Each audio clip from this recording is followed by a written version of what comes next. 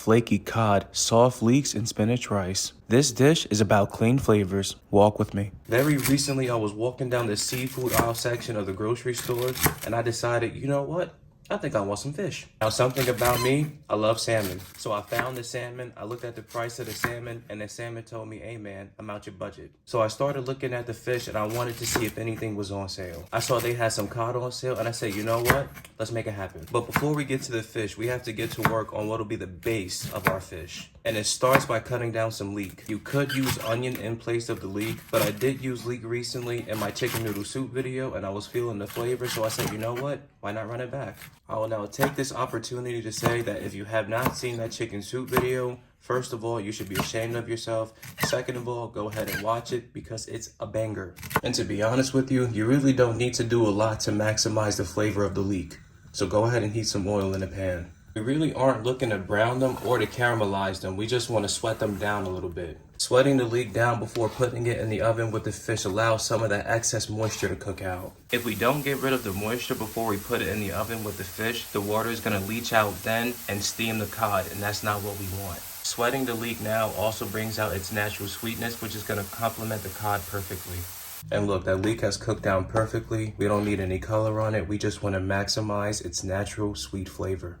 Here we have today's main event, the cod. Before you do anything with this fish, you absolutely must pat it dry. If you don't pat it dry and get rid of that excess water, that water is only going to get in the way of everything else we want to do with the fish. And we're only trying to get a nice color, a nice sear on the cod. But that's also why you don't season it until the last minute either. When you add salt, salt will draw out more of the water. And again, that's going to go against what we're trying to do. So for seasoning, we're only going to go with salt and pepper. Here we have our pan that we've heated some oil in, and now we add our fish.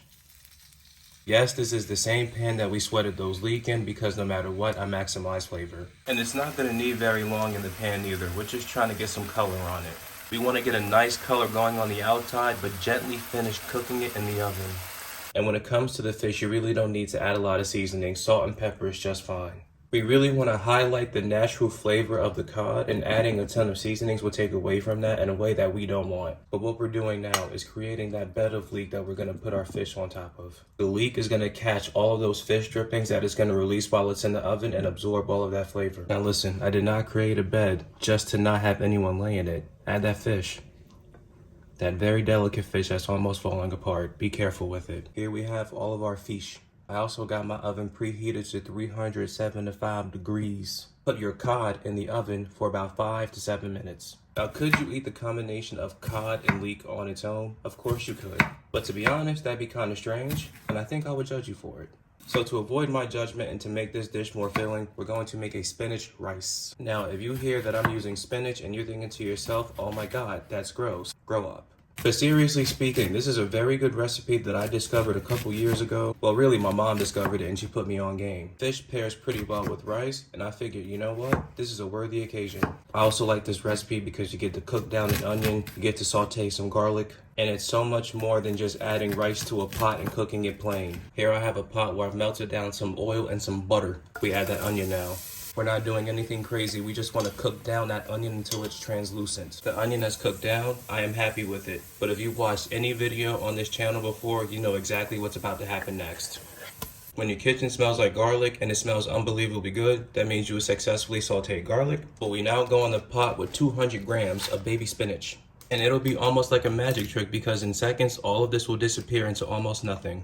Now, before adding the rice to toast, you could leave it exactly as is, but then you'll be missing out on an opportunity to add more flavor. So we're gonna add some salt to this and some pepper.